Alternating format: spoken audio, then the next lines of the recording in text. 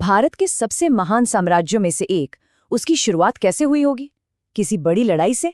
जी नहीं, एक शादी के तोहफे से। चलिए आज हम गुप्त वंश की इसी दिलचस्प कहानी को जानते हैं।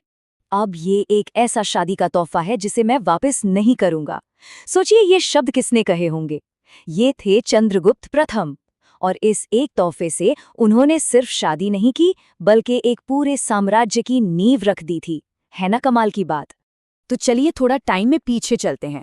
उस वक्त माहौल कैसा था? देखिए, मौर्य साम्राज्य जो इतना विशाल था वो बिखर चुका था, और उसके बाद एक तरह का पावर वैक्यूम बन गया था। मतलब कोई एक बड़ी ताकत नहीं थी जो सबको कंट्रोल कर सके। बस छोटी छोटी रियासतें थीं जो आपस में ही लड़ रही थीं अपना दबदबा बनाने के लिए। और ये कोई 2-4 साल की बात नहीं थी, लगभग 500 साल, 5 सदियां। सोचिए, इतने लंबे समय तक भारत में कोई एक बड़ी स्थिर शक्ति नहीं थी। हर तरफ उथल पुथल। ऐसे में किसी ऐसे की जरूरत थी जो इस बिखराव को समेट सके। और यही एंट्री होती है हमारे हीरो की, चंद्रगुप्त प्रथम। तो कौन थे ये चंद्रगुप्त प्रथम? देखिए, वो कोई आम राजा नहीं थे जो बस तलवार के दम पर सब कुछ जीतना चाहते हों। नहीं, वो दिमाग से काम लेते थे। जहां बाकी राजा लड़ भिड़ रहे थे, चंद्रगुप्त ने एक अलग ही रास्ता निकाला। उन्हें समझ आ गया था कि सही मौके पर किया गया एक गठबंधन, खासकर एक शादी, हजारों तलवारों से ज्यादा ताकतवर हो सकती है। जरा उस सीन को इमेजिन कीजिए।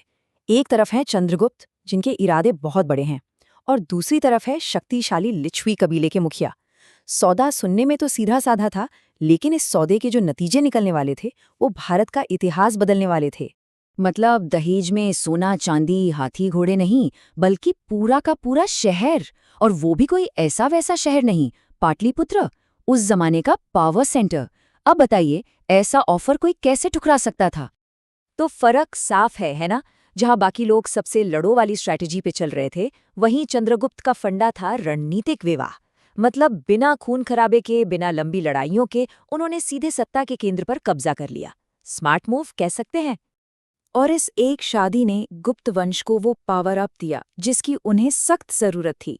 उनके पास अब एक मजबूत सहयोगी भी था, और पाटलिपुत्र जैसा रणनीतिक शहर भी। पर क्या बस इतनी सी शुरुआत एक महान साम्राज्य बनाने के लिए काफी थी? आगे क्या हुआ? तो दहेज में मिला शहर तो हाथ आ गया। अब बारी थी इसे भुनाने की, क्योंकि देखिए, एक शहर मिलना तो सिर्फ शुरुआत थी।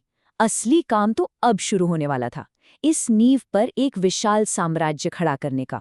पाटलिपुत्र को अपना बेस बनाकर चंद्रगुप्त ने तेजी से अपना साम्राज्य फैलाना शुरू कर दिया। देखते ही देखते गंगा नदी से लेकर इलाहाबाद तक का इलाका उनके कंट्रोल में आ गया। उनकी जीत ने उन्हें गंगा के मैदानी इलाकों में एक बड़ी ताकत बना दिया। एक छोटी सी रियासत अब एक उभरते हुए साम्राज्य में बदल रही थी। और इस जीत के साथ चंद्रगुप्त का कॉन्फिडेंस भी बढ़ गया। उन्होंने खुद को एक उपाधि दी, महाराजाधिराज, मतलब राजाओं का राजा। ये बाकी सबके लिए एक सीधा मैसेज था, भाई अब इस इलाके का बॉस मैं हूं और अब यहां मेरे नियम चलेंगे। चंद्रगुप्त प्रथम ने तो एक मजबूत नींव रखी, लेकिन उनके बाद जो शासक आए उन्होंने साम्राज्य को उन बुलंदियों पर पहुंचाया जिसे आज हम भारतीय इतिहास का स्वर्ण युग या गोल्डन एज कहते हैं। लेकिन सवाल ये उठता है कि आखिर इसे गोल्डन एज कहते क्यों हैं? क्या सिर्फ इसलिए कि सब कुछ सोने का था, या बहुत पैसा था, या फिर इसकी वजह कुछ और गहरी थी? असल में ये हर तरफ से विकास का दौर था।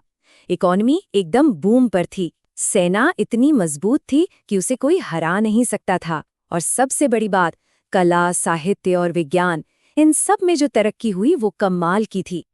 और यही इस पूरे दौर का निचोड़ है। गुप्त काल में एक ऐसा समाज बना जो बहुत एडवांस था, चाहे वो जीरो का कॉन्सेप्ट हो या फिर महाकवि कालिदास की रचनाएं। इन सबका असर इतना गहरा था कि आज के आधुनिक भारत पर भी उसकी छाप साफ साफ दिखती है। पर जैसा कहते हैं ना, हर अच्छी चीज का अंत होता है, और बड़े बड़े साम्राज्यों का भी होता है। तो गुप्त वंश की ये शानदार कहानी भी हमेशा के लिए नहीं चली। तो हुआ ये कि जैसे हर बड़ी पार्टी में होता है, आखिर में कुछ बिन बुलाए मेहमान आ गए और सारी पार्टी खराब कर दी। मतलब समय के साथ बाहरी आक्रमणकारी, खासकर हूण आने लगे, साथ ही अंदरूनी लड़ाइयां भी शुरू हो गईं। इन सब ने मिलकर साम्राज्य की नींव को कमजोर कर दिया, और धीरे धीरे भारत का ये सुनहरा दौर खत्म होने लगा। तो इस पूरी कहानी से हमें क्या सीख मिलती है? शायद यही कि ताकत सिर्फ लड़ाई के मैदान में नहीं दिखाई जाती। कभी कभी सबसे बड़ी जीत दिमाग से, सही रणनीति से हासिल होती है। चंद्रगुप्त प्रथम की कहानी हमें यही याद दिलाती है कि एक स्मार्ट मूव हजारों तलवारों पर भारी पड़ सकता है। और हाँ, सबसे जरूरी बात, अगर कभी कोई तोहफे में शहर ऑफर करे तो ले लेना चाहिए।